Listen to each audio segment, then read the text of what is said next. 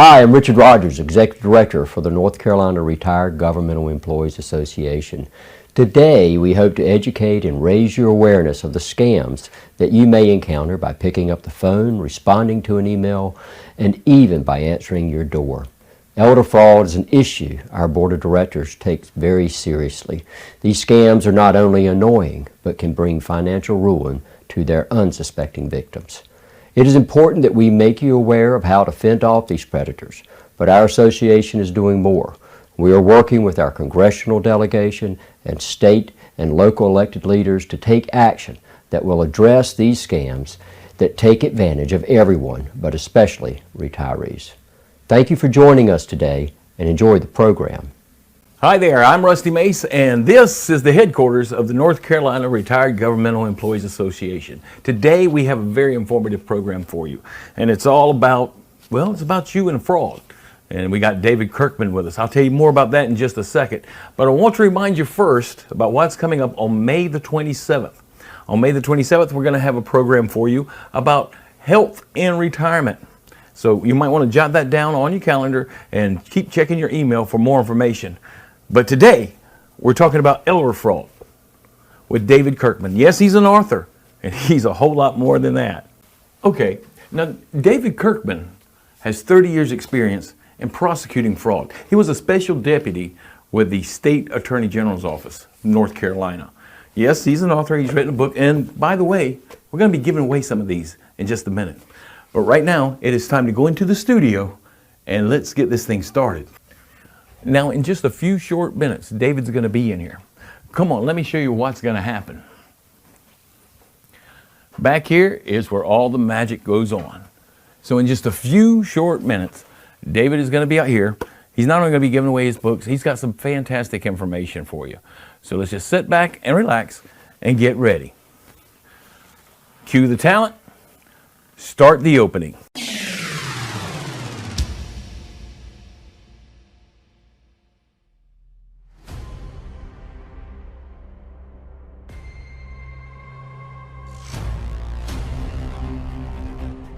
And want to lower your bills? Press 1. If you want to be taken off the list, press 2. If you want to speak with one of our promotional specialists, please press 0. Don't do it. Just hang up. There was a time when if someone wanted to rob you or steal from you, they would break in through the back door or the front door. It's not that way anymore. Now they sneak in silently through your laptop. They will even call you right on your own phone. And when you think you're talking to a professional, you're not.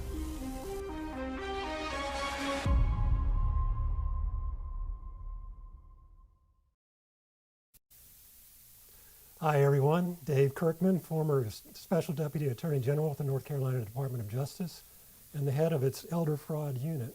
I'm so happy that the North Carolina Retired Governmental Employees Association invited me to speak with you today and exchange conversation with you. There's several reasons for this. I'm also very happy that they invited me to talk about my book, Elder Fraud Wars, because this is a book about you. It's about people like you who helped fight the elder fraud industry during the past 30 years as it got off the ground and became a multi-billion-dollar industry. It's also about people like you and me who, because we are retirees, because of our age, we are the prime targets of this evil industry that's out there, which is very sophisticated, and which, as was stated a minute ago in the intro, is very, very capable of taking every last penny that you have. So let's talk about the elder fraud industry here for a second. When I talk about the elder fraud industry, I'm not talking about the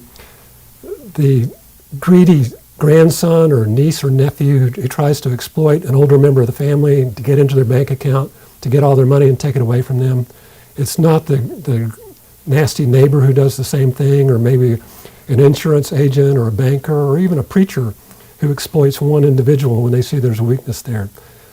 That is still a very terrible problem. It constitutes about half of the financial exploitation cases that come before law enforcement. But in recent years, there's been an even bigger problem with this so-called elder fraud industry. It did not exist to any degree back in the late 1980s. It's a phenomenon that started back in the early 90s and has grown into a multi-billion-dollar phenomenon that covers the entire world. People are coming at us as retirees from places like the Philippines, India, Russia, Ghana, South and Central America. They're after us. These are people who, when they get up in the morning, their purpose is to go to work, to locate vulnerable seniors, to learn about their vulnerabilities, and then to scam them. Not just one time, but over and over and over again until they've got all their money. And then once they're done with their first victim, they move on to the next one until the day is done, and they do it again the next day. Where are these members of this international elder fraud industry based? It's pretty interesting. Let's start out with some of the worst types of elder frauds that you can encounter. The sweepstakes and lottery scammers. They were the first ones to come on the scene back in the early 90s as part of the elder fraud industry, promising you that you had won some sort of big sweepstakes. All you had to do is pay taxes on the award, or some sort of handling fee, or maybe an insurance charge. One after another, they keep getting you to make these payments, promising you that this big multi-million-dollar award is going to arrive at your doorstep tomorrow or the next day. These people are now based outside the United States. They started out in places like Las Vegas, but now they're based in countries like these: Canada, Jamaica, the United Kingdom, Costa Rica, a lot of the republics of the former Soviet Union like Russia, Moldova, Ukraine, Belarus, and also the Philippines. And the impact that they have on North Carolina consumers, seniors like you and me, older adults, is still very, very substantial. There's a gentleman up in Asheville who's lost over $900,000 to the sweepstakes scammers. There's a retired, very high-ranking military officer who lives down in Jacksonville now, who's lost over $600,000 to these lottery contests that are supposedly based overseas and are totally phony. The grandparent scam, we've all heard about this a lot. It's been going crazy for the last 5 or 6 years now. These are scams that are run, again, out of the former Soviet Union republics like Russia and the Ukraine. These are Russian mobsters, basically, who are running these scams from those countries. Also in North America, a lot of the grandparent scammers are based in Canada and here in the United States. And they are the most sophisticated of all the elder fraud scammers who are out there. They're going to research you, they're going to research your grandkids, and they're going to make it seem very convincing that your grandchild is in some sort of crisis on spring break down in Cancun, Mexico, or down in Florida, or maybe if they're studying abroad as part of their university studies, they'll make you think that they've been arrested in Europe someplace and are in terrible trouble. As you can see here, one of the worst victims we had here in North Carolina was a woman down in Charlotte who lost $65,000. The home repair scammers, they have to be based around here. You can't really run a scam over the internet if it's a home repair scam. You can't do it by the telephone. You have to get face-to-face with your victims. You have to go up on the roof. You have to have your paving equipment. You have to have all your trucks there. You have to do it in person. So that means all of the home repair scammers that ravage North Carolina homeowners every year and driveway paving scammers are going to be local. They're going to be from 1 or 2 counties away, or at most they'll be from South Carolina or up in Virginia. But they're going to travel through, and they can inflict incredible losses, as we're going to hear in a little bit. As you can see here, there's a $250,000 victim in Cary, actually $275,000, a homeowner who lost all that money to the home repair scammers. And there was a retired UNC Greensboro professor who lost $80,000 to a driveway paving scammer not too long ago. The sweetheart scams. You've probably all heard about these scams. They too are going crazy.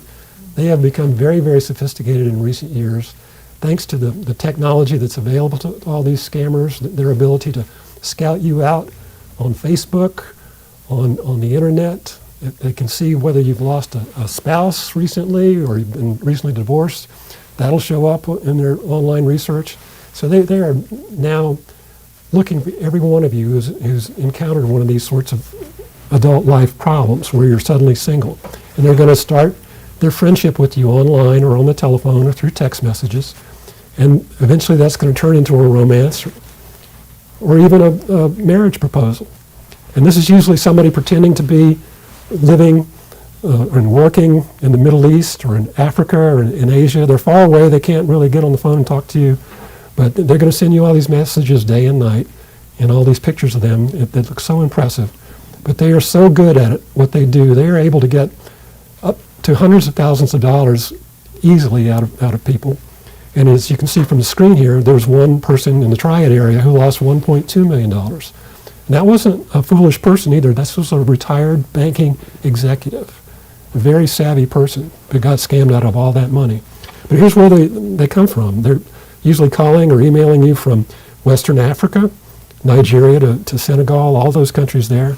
The United Kingdom, Spain, there are a lot of them there, and then the United States. And the perpetrators of this part of the elder fraud industry from the United States who do these sweetheart scams, they live in prisons, a lot of them. They have smuggled cell phones that they use to text you, to email you, to research you online, and to romance you and get you to send them money by telling you they've got some sort of big problem all of a sudden, that they're over in the Middle East and they've been arrested or they've had a car wreck and they're in the hospital. There's some crooked banker that's shut down his business accounts, and you need to send money to help pay the bribe the banker wants. Please send $50,000. So that's how these scammers are able to get $1.2 million out of a woman like we just talked about a minute ago. Nigerian 419 money transfer scams. You've probably not heard that phrase. That's something used by law enforcement. But you probably heard of the Nigerian princess scam. Somebody emails you or texts you and they've got all this money in some foreign country, millions and millions of dollars. It's kind of dirty money. It's from the former regime, and they want to get it to the United States somehow, and they want your help. They want you to let them use your bank account and give them your bank account number and your PIN number so they can transfer that money into that account. And if you agree to it, the next thing you know is slowly but surely you're going to start losing thousands and thousands of dollars to these people. They also have a scam where they pretend like your distant relative, somebody you've never heard of before, died in their country leaving $40 million or something like that. And you're the only heir that they know of. And so they want to get this estate to you somehow. But there are all these taxes that have to be paid and all these probate fees and bribes and more taxes and more fees. And that's how they get people to expend just hundreds of thousands of dollars sometimes. And in this case, in North Carolina, the worst victimization we had was $3.4 million. This is a retired business executive down in the Charlotte-Gastonia area. So they can really get a lot of money out of you, just like they can do for some of these other scams. But it's the same countries that do the sweetheart scams. West Africa, United Kingdom, Spain, and the United States. There are people based here. All of us have gotten these robocalls from supposed IRS agents telling us that we have not paid our taxes as we should have, that we're going to be arrested, that we're going to have our bank accounts frozen, we're going to have our car seized. All these horrible things are going to happen to us. Please press 1 to talk to an operator.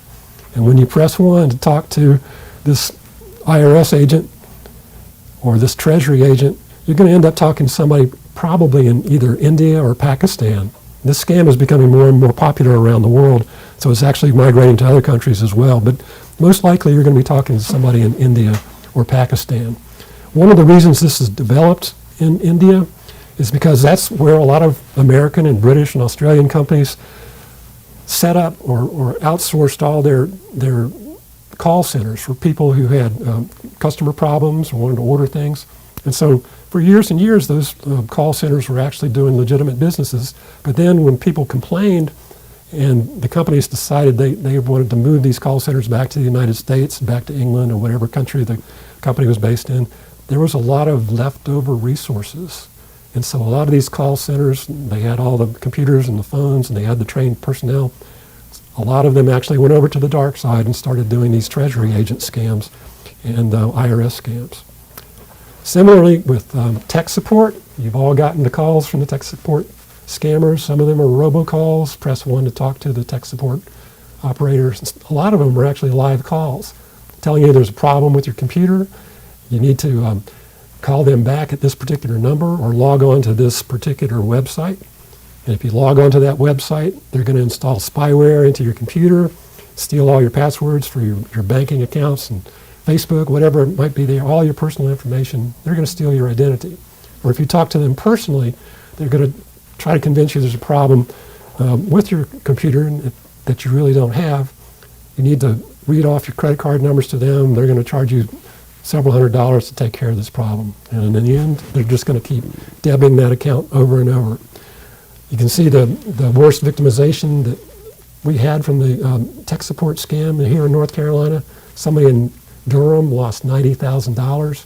And these scammers are based mainly in India and China, because usually when you call for help with your computer, whatever company that you bought your computer from, they send those calls to India or to China. And so it doesn't seem that strange when you get a call out of the blue from somebody saying that they're from Microsoft, they're from Google, and we have a problem with your computer. I mentioned at the outset that our generation are targets of these scams that we've been talking about, this elder fraud industry that's out there.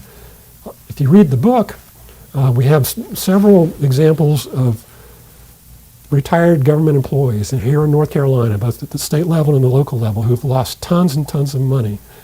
And some of them are just described as Mrs. K or Mr. D, but there are a few of them who went public with what they lost and how they were scammed. And so here's a couple of them right here. This is Frank and Miriam Parker. They live here in Raleigh, or they used to live here in Raleigh. Frank was an NC State University professor. Do we have anybody from NC State here? Yay, okay. I believe he taught either English or economics, something that started with an E. And his wife, Miriam, was a local school teacher in the Wake County school system. They fell for the sweepstakes scams, the one where they tell you you've won millions of dollars and you just got to start paying all these taxes and fees. And they lost $200,000 over the course of 2 or 3 years. And they lost it to a group based out of Canada, up in Montreal. And to make matters worse, after they ran out of all their money and they really couldn't even go buy groceries, the scammers flipped them. They turned them into what are called money mules. They convinced them they could get their money back if they received money from other United States senior citizens who had fallen for these same scams. And these people were sending money here to Raleigh, sometimes just in FedEx envelopes. It would be $7,000 cash. Sometimes they'd wire them money to the Parkers. And the Parkers would take a percentage of it and forward it on to this scammer in Montreal. Here's the scammer. His name is Clayton Atkinson. It took 3 years to actually find out who he was and to have him arrested. It took the efforts of people in the private sector and in the public sector, law enforcement here in North Carolina and also up in Canada. But he was eventually charged and brought back down here to North Carolina. And he had ripped off people across the United States and across North Carolina for millions and millions of dollars, inflicting damages and losses similar to the $200,000 that the Parkers themselves lost. Here's another state employee, former state employee. Her name is Carol McFall. Carol is blind and has been since she was a little girl. You probably had lunch at some of these snack bars or cafeterias in government buildings that are run or managed by people who have sight problems. Carol was one of those people. She spent her entire career doing that along with her husband, Tommy McFall. And after Tommy had a severe stroke several years ago, he begged her, please don't put me in a nursing home. I just can't stand it. I want to live out my days in our house. Can we get it made handicapped accessible so I can stay here and live out my days here? And Carol wanted to honor his request, and she did. She went out and looked for a contractor who could make their little 1,200 square foot house handicapped accessible, and found a guy. She found a guy. He actually came to her, and he said, I'll do it for $85,000, make it handicapped accessible. And so they signed a contract, and here's Carol a year later. She's standing in front of her house, which is totally wrecked on the outside and on the inside. None of the work that was actually done was up to code or even of any decent kind of quality. It was all going to have to be torn down, and it was all going to have to be paid for all over again. It was going to cost another $125,000. She had lost $125,000 to the scammer, had to pay $125,000 more. Now, she was a smart person, just as the Parkers were. But these scammers are able to find certain weaknesses that you might possess, and all of us have various personal weaknesses or circumstantial weaknesses. She found Carol's weaknesses and was able to exploit it and get her for all this money. Most of our victims that we dealt with did not want to go public with what happened to them. And Carol was just totally devastated by what had happened to her, but she still said, I want to talk to the press about what happened to me. I think it's my mission to go out and testify to what happened to me, to save other people from these types of scams. And that's where the story turns into a beautiful story. It goes from devastating to just fantastic. Carol went on TV on Channel 5 here in Raleigh. Monica Liberty, the consumer reporter here, did a 4-piece story, a 4-piece series on Carol and Tommy and what had been done to them. And not only did it result in the arrest of this scammer, who eventually went to jail, it also prompted what we called in the book, we actually have a chapter named after it, it's called Miracle on US 1 North. Miracle on US 1 North. Carol and Tommy lived up in Wake Forest, just off US 1. And when the people of Wake Forest and also here in Raleigh heard the story of what had happened to them, this disabled couple, a sort of a miraculous event happened. The response by the public was just astounding. Now, I want you to read my book, so I'm not going to tell you the end of this story, but I can attest to this fact. If you are a Sunday school teacher or a preacher, you can come up with 4 or 5 different Sunday school lessons based upon what happened with Carol and the reaction to her victimization. And you can probably come up with 3 or 4 sermons about it, because it all deals with faith, redemption, forgiveness, and people all coming together, with the same great spirit to take care of Carol. So I'm going to leave it at that, but just read the book, or just read the 3 chapters that deal with Carol McFall, including Miracle on US 1 North. So why do the members of the elder fraud industry attack people like us, or people who are older than us? Why don't they just pick on younger people? It's just more sporting, it's more masculine. Why don't they do that? And the answer can be found in an answer that famous bank robber Willie Sutton gave to a newspaper reporter back in the early 50s when she asked him, Willie, why do you rob banks? And he said, because that's where the money is. And it's absolutely true. That's why the elder fraud industry comes after people in our age group, people in the, let's call it the baby boom generation and the Korean War or World War II generation. That's where the money is. There have been studies recently that show that people in our generation, baby boom, Korean War, World War II, we have 8 times more money than the so-called Generation X here in the United States. 8 times more money. Because they are still paying down their mortgages, they're putting their kids through college, they're paying all sorts of other expenses that we don't have to worry about anymore. We've got, retirement income, we've got Social Security, we've got Medicare. Our houses tend to be paid off, hopefully. And so we've got more net personal wealth than they do. So that's an 8-to-1 ratio. We've got 8 times more money than they have. And then you go even younger to the so-called millennial generation, the people in their 20s and 30s. We are 20 times wealthier on average than every one of them. So that's why this international elder fraud industry targets us and targets us so successfully. There are also some vulnerabilities here that play into all this. There are 12 of them, and you see them here on the screen. The scammers themselves told us about all these vulnerabilities, and I'll go through them sort of quickly. You can read about them in detail in the book and see examples of them in the book.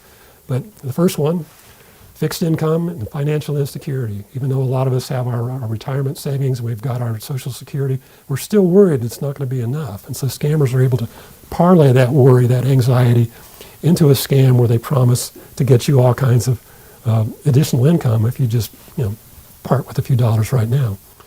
Easy access to funds, complete equity in your home, or a lot of equity in your home. We talked about that a second ago. Older people tend to have better credit than younger people. So the scammers know that they can get a lot of these older victims to go out and take out a loan, put money on a credit card, wire the money to India or to Pakistan or to Bolivia or wherever they're based in. Depression is a big problem amongst older individuals. The scammers have ways they exploit that.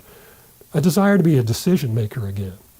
All of us as retired governmental employees or even in the private sector retirees, we had some pretty important positions when we were younger. We had a lot of fun. We were the go-to person, the go-to women.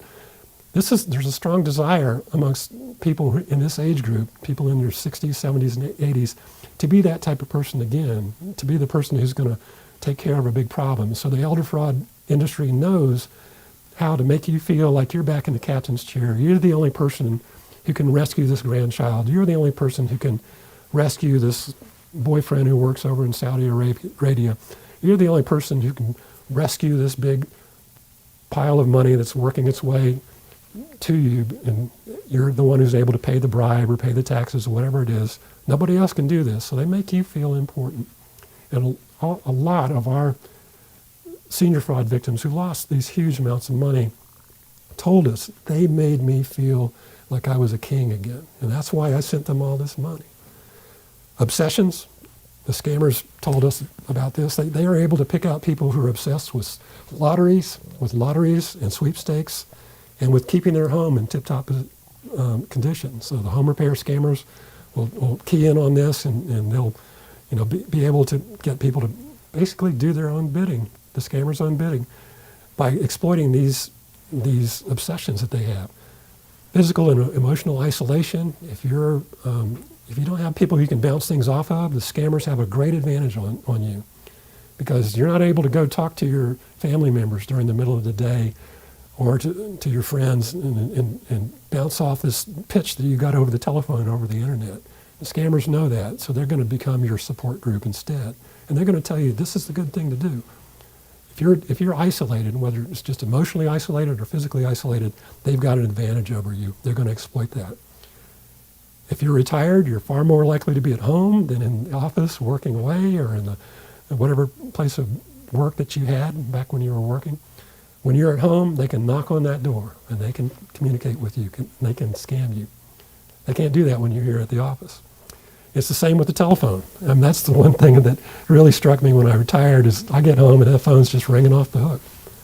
And if I'm accessible at home, they can get me. Loneliness from loss of spouse and friends. We talked about that in the context of the romance scams. Fear of losing personal independence. That's something that they key on as well. They make you think, you've got to fix your house up or your house will be condemned. You have to go to a nursing home. Or you've got to go follow through on this sweepstakes scam, on this sweepstakes opportunity, because if you don't pay this next tax payment or this next customs duty payment, you're going to lose the entire $4 million that we promised you, plus the $80,000 that you sent us previously. So you don't want your family to know about that. You don't want them to take away your checkbook, and you'll lose your independence. Medication cycles, number 10, that's a big one. On the dark web, there are people who sell lists of people who are under certain medications in the time of day in which they are the goofiest, when their medications are wearing off. It might be their Parkinson's meds are wearing off, or their Alzheimer's meds. And so they'll say, Mrs. Smith is vulnerable at 4 o'clock. Here's her contact information. Go to it. Impaired vision and hearing and mobility. That was a big problem, as we said in Carol McFall's case. A lot of our home repair fraud victims couldn't really see what was going on up on the roof or down in the basement or in the crawl space because, number one, they couldn't get up there. Number two, they just couldn't see in there. So the scammers, they spot that and they go after it. Age-related cognitive decline. Now, this is something that all of us begin to experience as we get older. It starts to become noticeable for a lot of people. In our 50s, we don't process information as fast as we could. Our short-term memory might not be as great as it was before. We are not as good, according to the medical research, at making important decisions under pressure as we get older. And this is even a bigger problem for people who have situations like early Alzheimer's or early Parkinson's. They have an even tougher time processing a lot of this stuff. So the scammers key on this, and they start overloading us with information right away. We just can't process it. They're pushing us to make a decision immediately. And the next thing you're agreeing to whatever they're suggesting to you to do. they've got you right where they want you if they spot any of these age-related cognitive decline problems. I'm going to stop right here and just say if you've got some questions that you'd like to send to us, and we'd love to answer them for you, just go to the chat box on your YouTube screen that's there in front of you and type in your questions, and Rusty is going to read them out. Yeah, Rusty says he's already got a bunch of them, and we're looking forward to answering those here very shortly. So a phenomenon called super victims is something you see a lot with senior fraud. That's where you have somebody who's lost $10,000 or more in a series of scams. Usually the same scam keeps happening over and over again. A new super victim or $10,000 victim was reported to the AG's office when I was there every 2 to 3 days. And when you think about the fact that only one of these scams out of 42 is ever reported, you know that there are a lot of super victims, $10,000 up to $1 million, being created in North Carolina every day as we speak. The scammers do this not in one fell swoop. They don't just rip you off for $100,000. They usually get you to send money in small increments over a long period of time. And they do this through reloading, as we've already discussed. Whatever their scam is, there's always another problem. There's always another payment to be made, another repair to be made to the house. And as soon as they get that check out of your hand or they get that money transfer via Western Union, they say, oh, Mr. Kirkman, there's another problem. We need your help. Only you can take care of this. To be able to do this, to repeatedly scam somebody, you have to have a really good narrative. You have to have a really good story. Your scam has to convince people that something big is happening. It can be something that's very positive, like winning a lot of money, or you're in love with some gorgeous man who's working in Japan, and he's a millionaire, he's going to come marry you. It's very exciting in that regard. Or something terrible is going to happen to your grandchild, or your roof's going to collapse. You know, these terrible things also have you very upset. And that, when we talked about how in an upsetting situation or a frightening situation, your judgment goes down, that's exactly what they're doing here. They're making you lower your threshold of skepticism. You're not able to think about it sufficiently, and they tell you got to act very quickly to take care of these problems or to get your millions and millions of dollars. And so their narrative always starts with one of these exciting or upsetting statements, and then they continue with it over and over and over again. Oh, if you don't do this next thing, pay this next wad of money over, you know, your house is going to collapse, it's going to be condemned. And it just keeps going over and over again, and the scammers call it rinse and repeat. So some of the narratives, we'll just sort of speed through these. We've talked about the foreign sweepstakes and lotteries and how they just keep coming up with something new. The grandparent scam, it's always something about your grandchild. If we don't pay this extra fee for hospital bills for the people in the car wreck that he hurt, or the rental car that he destroyed, or the car that belonged to the other people, or the attorney's fees for these criminal charges, he's going to have to go back to jail, sir. Your grandson's going to have to go back to jail. And so they keep coming up with newer and newer fees. It's part of their narrative. And if you don't do it, your grandson's going to go to jail, probably get beaten up, maybe killed. The IRS Treasury agent scam, they always come at you saying you haven't paid your taxes in 2016. And as soon as you wire that money to India to pay for what they say you owe, they're going to come up and say, Mr. Kirkman, we just noticed you have the same problem for your 2019 taxes. You owe us $12,000. We need you to go back to Western Union and wire that money. Sweetheart scams, we talked about all of that. The money transfer schemes, we talked about all that. Driveway paving scams, those are usually not repeat victimization scams. They can only get you once or twice. When they say, oh, there's a problem with the pavement, we need you to pay a little bit more. But for the most part, there are always scams where there's another issue has cropped up. And a lot of these victims that I've been talking to you about have lost, on average, they've lost money 4 times. The big ticket victims who've lost $20,000, $30,000, $100,000, some of them have been scammed 20 times by the same scammer. That's just how bad it is. To help sell these narratives, a lot of these scammers will take certain steps, like impersonating real law enforcement people, your local sheriff or police chief. It'll be on the email that they send you. It'll have the picture of the police chief. It'll have his direct phone number. bank presidents for major banks. They'll send you a message from them. It's not really from the vice president of Bank of America, but they make you think it is. They'll spoof the caller ID to make you think that, this is the IRS in Charlotte calling you, and you really do owe this money and this 2016 taxes. You better wire it right away. They'll send all kinds of official-looking documents and congratulatory email and text messages to you, counterfeit checks that are drawn on the accounts of real companies, but they're counterfeit. They'll actually send partial payments to you sometimes. If you've sent $20,000, $30,000 to them and you're starting to waffle, you're balking, you're not going to send any money, they'll wire $2,000 into your bank account and say, Mr. Kirkman, your $40 million is going to be wired into your account tomorrow, but we decided to test, make sure we got the correct numbers. So you'll see $2,000 in your bank this afternoon. And sure enough, it's there. The scammers in Nigeria or Russia or wherever they are have wired that money in there. And it makes you think, oh, this is legitimate. This really is legitimate. I'll keep dealing with these guys. So, and they also, especially with these romance scams, and as I said, the grandparent scams, they glean a ton of information from social media, from your Facebook account, from the web, and then they use all that information to convince you that they really are your grandson or your granddaughter in trouble. Now this slide, it talks about something that's in the book. There was an incident where a woman in Franklin, North Carolina was about to wire $30,000 to a Canadian sweepstakes scammer, and the bank teller talked her out of it and told her to call me, and I talked her out of it too. I said, this is a total scam company. You're never going to see your money again. And please don't talk with these people anymore. If they call, tell them to call David Kirkman at this number. So she did that when the scammer called her back. And what does the scammer do? He goes and looks me up on the internet, finds some video of me talking to people, finds some video that shows what I look like, and makes a little picture for an email to send to her.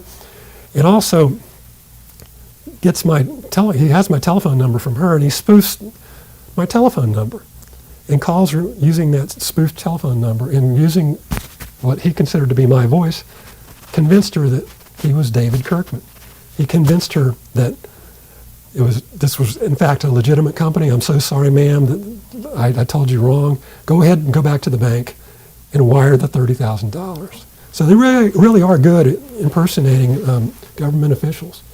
And I won't tell you what happened in that case. It's another mystery that's to be resolved in the book. But some really good people did some really good things very quickly to save this woman. Threats. Threats are usually employed by the elder fraud industry, usually when people are getting at the end of their rope financially, they don't have any more money, or they're becoming suspicious. And so then the scammers will start threatening people. And they can threaten them with all kinds of stuff.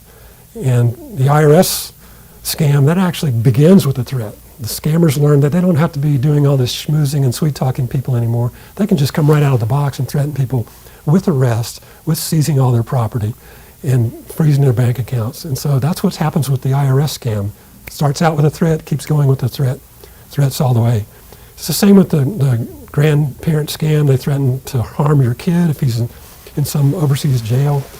In the book, we have a passage where a woman in Scarborough, a retired government employee, she was a victim of Jamaican sweepstakes scammers, and she was finally fed up with them, and she decided not to pay him anymore.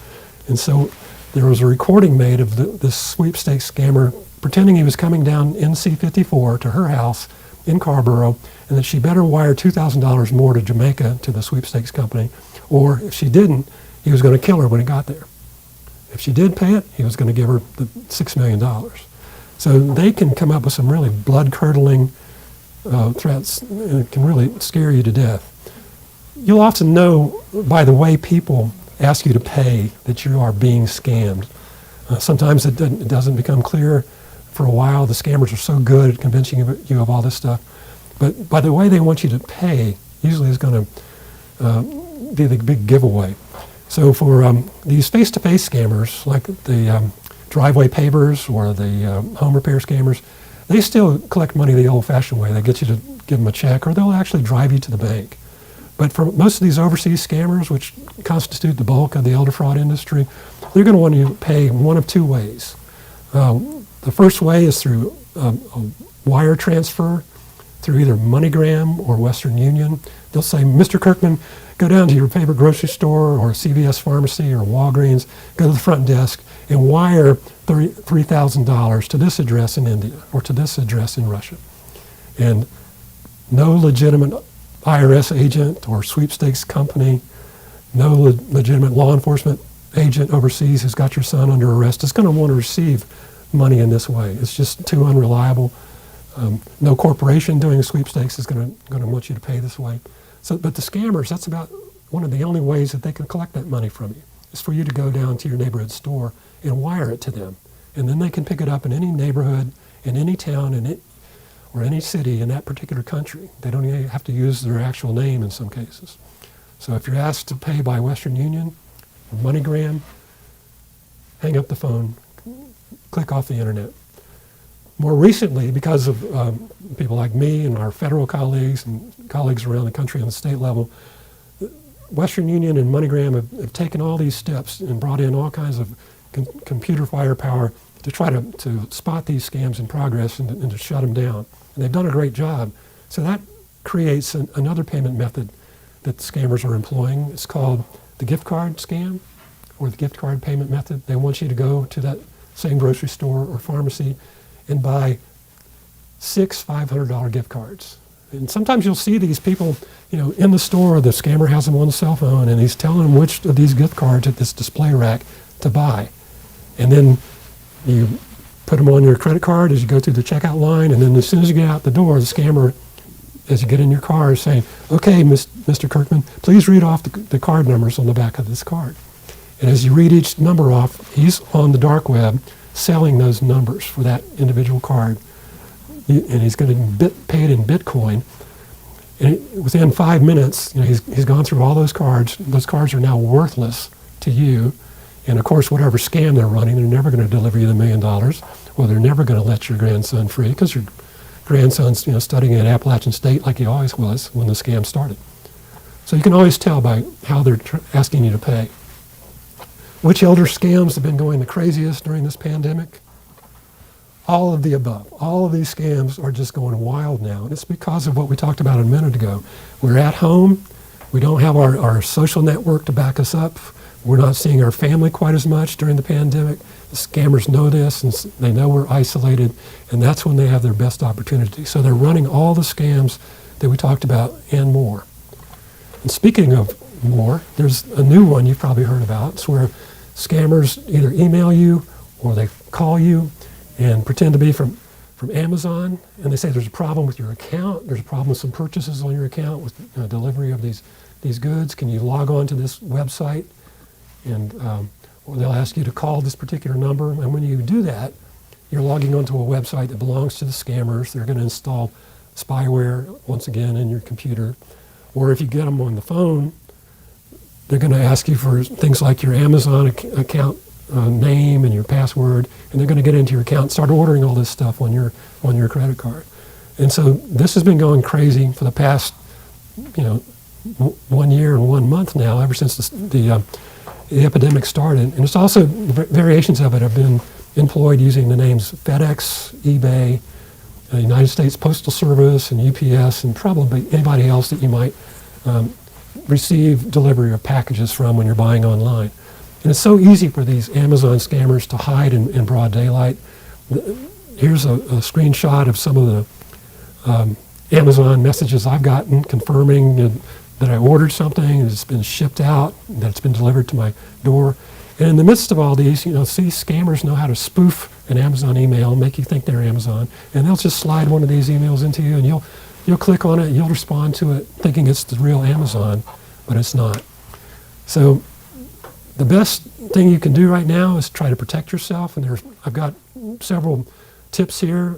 It's not exhaustive by any means, but when you get a phone call and the caller ID doesn't say who it's from, it's not one of your friends, one of your local contacts, just let it go to your answering machine or to voicemail. Screen it out.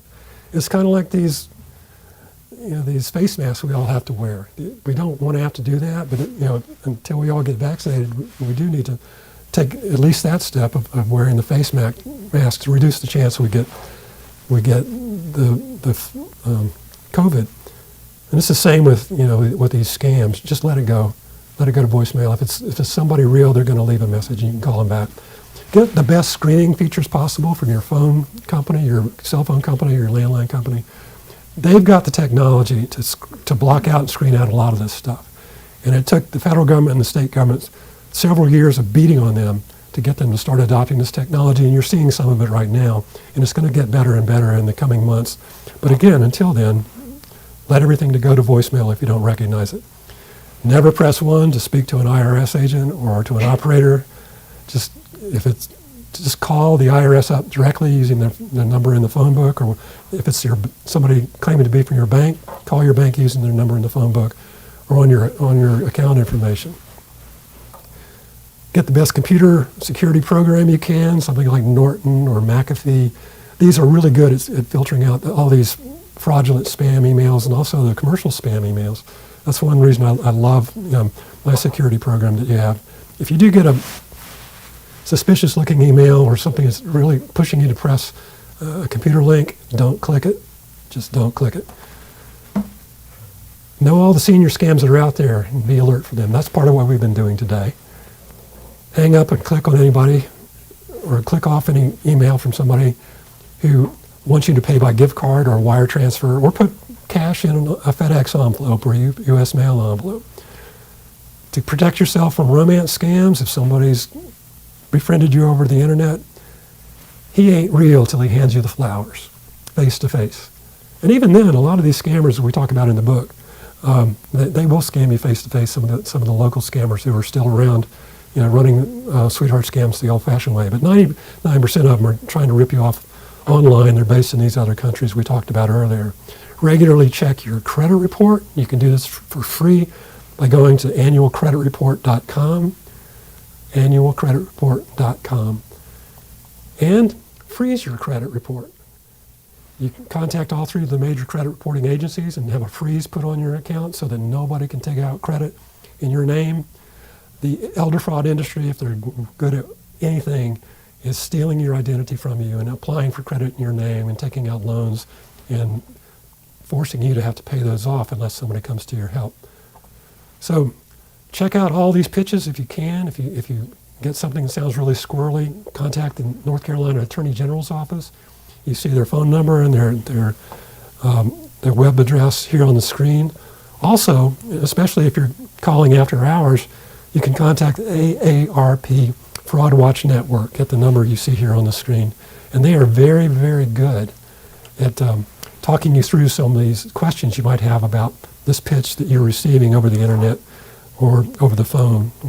So that's all that I had to present for today. There's a lot more, again, that's in the book, Elder Fraud Wars, and so please look for it online and buy a copy of it and read it. Read the 3 chapters about Miss McFall. If you're not going to read anything else, please read that.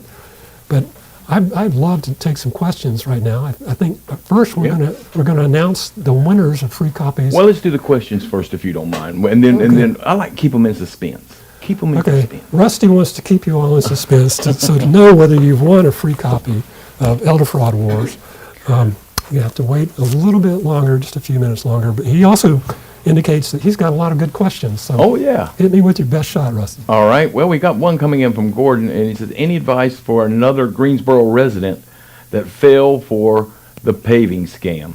I paid them I paid them with a check on my bank, so I have their driver's license number. But any advice on?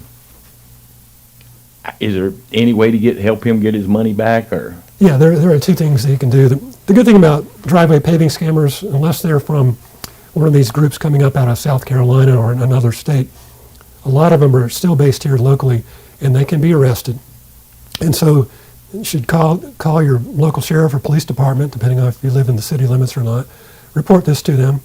You can also contact the North Carolina Attorney General's office, which has been extremely active against driveway paving scammers for boy, going back to the late 80s when I first got there, they have a long history of going after those people. They can also find out who they are. Okay, Molly wants to know, is there a live way to contact law enforcement if I'm receiving phone or in-person suspected scam? You can contact your local law enforcement, especially if you have an in-person scam. Let them know that these people are doing this. They're going to want to know. They're going to stop it from happening at other people in your neighborhood and in your community. When it's something that's coming from overseas, the overseas elements of the elder fraud industry, that's going to be tougher. The local law enforcement is not going to have much that they're going to be able to do for you because they're based, like we talked about, in places like Russia or Ghana. But you can still contact the Attorney General's office. There are certain things that they can do, especially if you've paid money via wire transfer. They can actually put a block on some of these wire transfers. And they can also talk to your bank. If there's been a bank-to-bank wire transfer that you did to these scammers, they can talk to the bank and hopefully get it reversed if there's still time. You have to act very, very quickly in those instances, however. Something you just spoke about. 2 recent phone messages, this is coming from Victor. 2 recent phone messages said an Amazon purchase will be charged tomorrow. If not correct, I should call. Presumably that number is real. Is there a place for people to go to report this kind of fraud? Yeah, you should report it to Amazon itself. And also, you can report it to the North Carolina Attorney General's office just so people will be aware of it happening. And but really, just don't take it any further than reporting it. Don't engage. Don't try to trip up the scammers to get more information on them. The longer you talk to them, the more you email them, the more they're going to be able to lure you in. So just leave it with the law enforcement. Okay. How about this one? This comes from Robert. Can you recommend an app to stop spam calls and robocalls on your smartphone? There are several of them. There was actually a contest that was sponsored by the Federal Trade Commission about 4 years ago. And the winner of the contest was a company called Nomo Robo. Nomo Robo. And you can get that and download the app onto your phone. And it's very good. It works like a spam filter on your computer, except it knocks out the spam that's coming at you on the phone, whether it's a phone call or a text message. Is that the app that they actually scam the scammers by keeping them on the line? And I've heard of one of those that was funny the way they did it. There's an app like that. I can't remember what the name is, but you can look it up. And Nobo Robo is not the only one that's out there, but it's the one that comes to my mind first and foremost. All right, can you put yourself at risk by answering questions from an unknown caller like, can you hear me? Are you there? Yes. And I just gave away the reason why you can be scammed. I said yes. Mm-hmm. All they want is for you to say yes. And then they probably already gotten your credit card account, and they want to pretend like you've bought something from them and you're charging it to your credit card number. And so all they need to make that charge go through, and this is federal law, is you being recorded consenting to the charge. So no, don't say yes. don't say see or we. Don't say anything like that. Just say, who are you?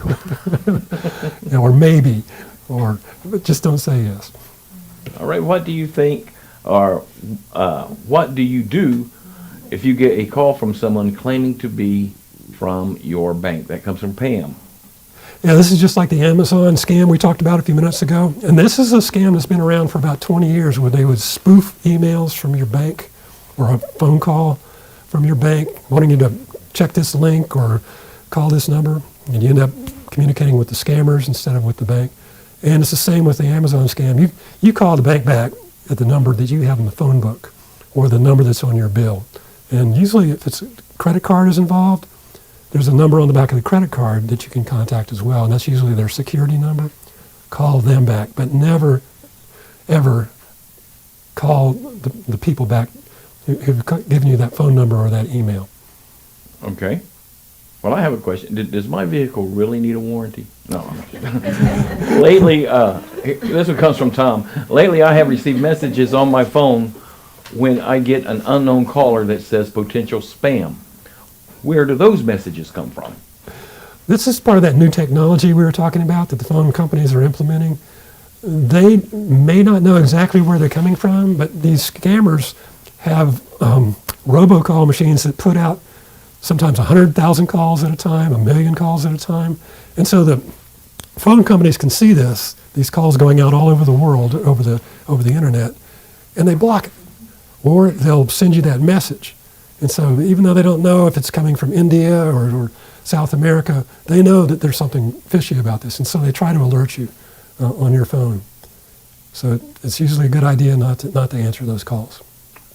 Well, I've got kind of two here that's about the same. It says our landline has become nothing but scammers calling. Is the Attorney General's office able to do anything to enforce the no-call legislation? I used to enforce the no-call legislation when I was working in the Attorney General's office. I enforced the state statute and also the federal statute, and I helped get the biggest money judgment ever against a company for telemarketing violations. Against Dish Network, it was a quarter of a billion dollar verdict. I think $15,000 or $16,000 of which went to North Carolina.